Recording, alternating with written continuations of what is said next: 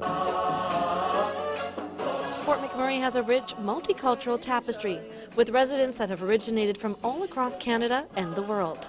And that was definitely felt at the Gujarati Society as they celebrated their culture recently at Keano College.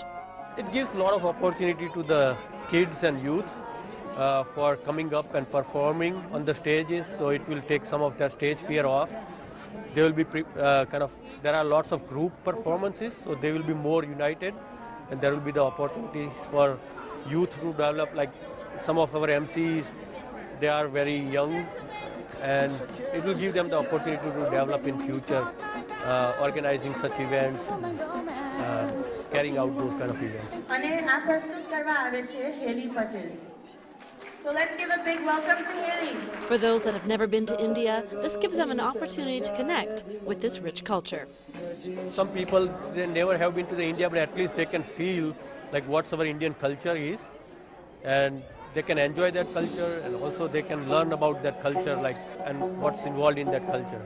If you fell in love with India or are looking to learn more about this diverse culture, the Gujarati Society is bringing artistic and cultural royalty to town. Next big event will be we are bringing a stage show on March 16th.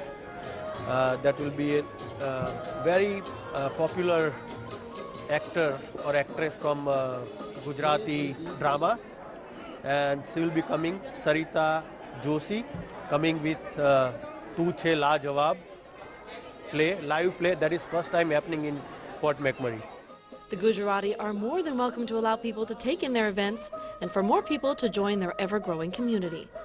Please contact them for more information at www.fmgcs.com.